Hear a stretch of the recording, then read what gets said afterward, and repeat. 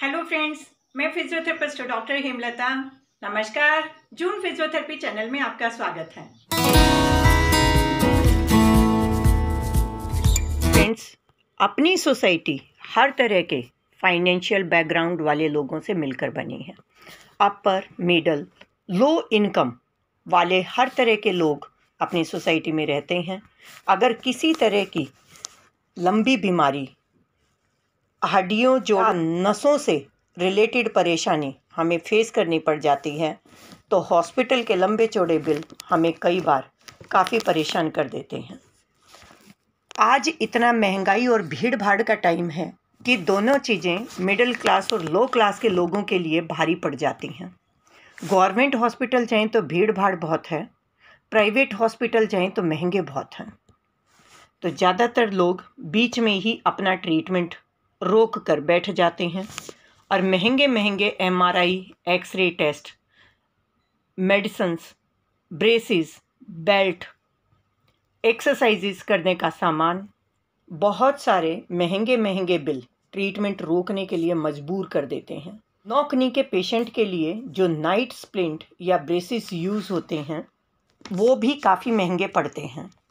महंगे होने की वजह से कई बार उनको खरीद पाना काफ़ी लोगों के लिए मुश्किल हो जाता है और पेशेंट का ट्रीटमेंट प्लान अधूरा रह जाता है। कुछ पेरेंट्स जैसे तैसे करके ब्रेसिस बनवा भी लेते हैं, पर बच्चे कई बार उन्हें ठीक से पहनते नहीं हैं। उनका वेट ज़्यादा होता है और बच्चे डिस्कम्फर्ट फील करते हैं। स्किन सेंसिटिव होने की वजह से ये कई बार चुभते भी हैं। इसलिए बच्चे इन ब्रेसिस का पूरा फ़ायदा नहीं उठा पाते। तो महंगी ब्रेसिस की इस तरह की दिक्कतों से छुटकारा पाने के लिए इस वीडियो में हम आपके लिए इजी, चीप और बेस्ट सॉल्यूशन लेकर आए हैं। नॉक नी में सीधा खड़े होने पर आप देखते हैं कि घुटने आपस में मिले होते हैं और एंकल जॉइंट यानी टखने के बीच गैप बन जाता है।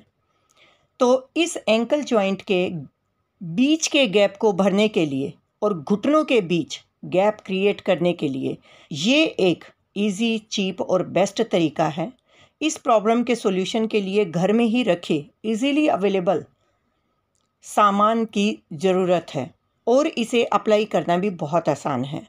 इसके लिए कोई कॉटन की पतली बेडशीट या कॉटन की चुन्नी या कोई सिंपल ही कॉटन क्लॉथ पीस, एक थिन सॉफ्ट पिलो और एक सॉफ्ट स्ट्रैप चाहिए। चलिए अब हम आपको इसे अप्लाई करना सिखाते हैं। ये देखिए आप नॉक नी के पेशेंट के पैरों की पोजीशन, घुटने आपस में पास में हैं और टखनों के बीच काफ़ी गैप बना हुआ है। तो इसके लिए जैसे कि हमने बात की थी, एक कॉटन की बेडशीट पतली या फिर कोई सॉफ्ट कॉटन की ही चुन्नी इस तरह से हमने फोल्ड करनी है। ये इस तरह से लंबा पीस आपने लेना है, उसको इस तरह से डबल कर लिया ये, और फिर इसको पैरों के नीचे टखनों के पास आपने अप्लाई करना है।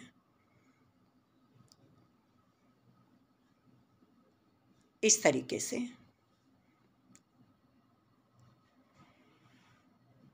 एक एज को आपने नीचे दबा देना है ताकि इजीली खुले नहीं, बच्चे को चुभे भी नहीं। दूसरे एज को फोल्ड करके लाते हुए इस तरह से या तो पिन अप कर देना है या फिर अंदर इस तरह से दबा देना है। ये चुन्नी या बेडशीट दोनों काफ़ी सॉफ्ट होते हैं, इसलिए पेशेंट को परेशान नहीं करेंगे।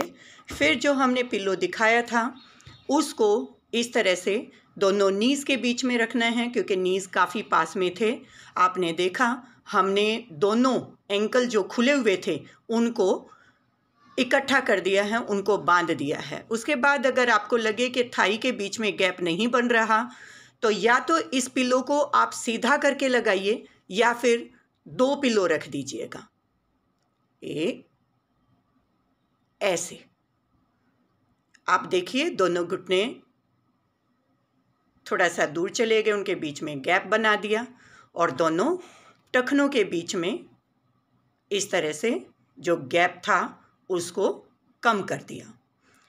अच्छा, ऐसा नहीं है कि ये आपने एकदम से शुरू करना है। बच्चे की एक्सरसाइज शुरू होंगी, स्ट्रेचिंग शुरू होंगी तो धीरे धीरे सॉफ्टनेस आएगी मसल्स में और बच्चा इस पोजीशन को इजीली होल्ड करने लगेगा। अदरवाइज जब इसको हम एकदम से स्टार्ट करेंगे, अगर पेशेंट एक्सरसाइज नहीं कर रहे हैं तो अंदर की मसल्स काफ़ी टाइट होती हैं और बाहर की मसल्स काफ़ी लैक्स होती हैं, पेशेंट को बहुत दिक्कत होती है। इस तरह से आप घर में यूज़ करने वाला पिलो भी, कोई थिन पिलो आप ऐसे फोल्ड करके पूरा अंदर थाई तक इस तरह से इंसर्ट कर सकते हैं दोनों घुटनों के बीच में, ये गैप मेंटेन करने के लिए। अब जितनी थिकनेस इस पिलो की बनी उतना ही गैप नीज़ के बीच में बन गया, जबकि नीज़ काफ़ी पास में थे। तो धीरे धीरे मसल्स की, इनर मसल्स की स्ट्रेचिंग होगी और बाहर की मसल्स की एक्सरसाइज करके हम स्ट्रेंथ गेन करेंगे, स्ट्रेंथनिंग एक्सरसाइजेस करेंगे। और इस तरह से ये एक दिन का टास्क नहीं है, इसके लिए आपको महीनों की मेहनत लगेगी। कुछ बच्चे 3 मंथ्स में फुल्ली रिकवर हो जाते हैं, कुछ बच्चों को लगभग 3 साल लगते हैं, लेकिन जो मसल्स की स्ट्रेंथ आनी होती है वो 3 से 6 महीने में आ लेती है, लेकिन बाद में उस स्ट्रेंथ को मेंटेन करना होता है। और जो विटामिन डी वगैरह की वजह से जो डेफिशिएंसी बनी थी, न्यूट्रिएंट्स की कमी हुई थी, सप्लीमेंट जो आपके डॉक्टर ने दिए होंगे उनको बच्चों को ज़रूर खिलाना है। और इस तरह से उस जो स्पेस थोड़ा सा पैरों के बीच में हल्का सा ये चुन्नी बांधने के बाद भी बना हुआ था, उसको जो स्ट्रैप की हमने बात की थी उससे रीइंफोर्स करना है ऐसे। लेकिन ये आप 2-3 महीने के बाद शुरू करें इसको ऊपर से रीइंफोर्स करना, ऊपर से स्ट्रैप को बांधना। और जो ये गैप बनाया बच्चे ने उस तरह से पिल्लो को भी आपने अप्लाई करना है ऐसे। ऐसे बच्चे इस पोजीशन में, जो सीधे सोने वाले बच्चे हैं वो इस तरह से सो सकते हैं। करवट भी इस पोजीशन में आसानी से ली जा सकती है।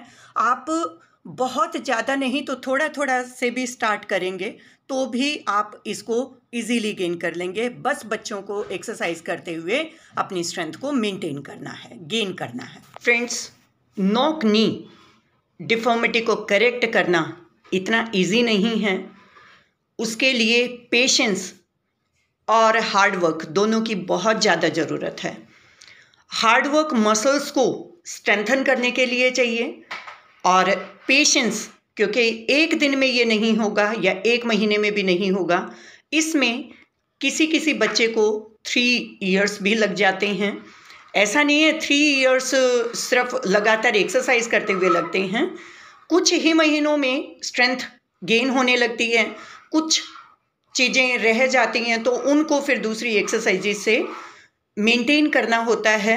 साथ साथ वो एक्सरसाइज मेंटेन करेंगे, सप्लीमेंट लेंगे, जो डिफॉर्मिटी कॉज करने वाले फैक्टर थे उनको दूर रखेंगे, उनको भी ठीक करेंगे तो धीरे धीरे स्ट्रेंथ गेन होगी, डिफॉर्मिटी करेक्ट होगी। इसलिए पेशेंस के साथ काम कीजिए।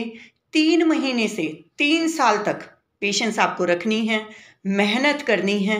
हमारे क्लिनिक में पेशेंट ये एक्सरसाइज करके बिल्कुल ठीक होते हैं। बहुत सारे पेशेंट के फीडबैक मैं लेकर आऊँगी जो कि लॉकडाउन में विटामिन डी की डेफिशिएंसी से सफ़र थे, उनकी डिफॉर्मिटी करेक्ट हुई है। इवन अगर आप कमेंट्स में भी देखेंगे कुछ ऐसी और भी डिफॉर्मिटी हैं इनकी, तो उनके कमेंट्स अगर आप देखेंगे तो रियली काफ़ी बच्चों के, दूर बैठे हुए बच्चों के, जिनको हमने अपने सामने भी ट्रीट नहीं किया, सिर्फ यूट्यूब के माध्यम से उन्होंने एक्सरसाइज की हैं, वो ठीक हुए हैं।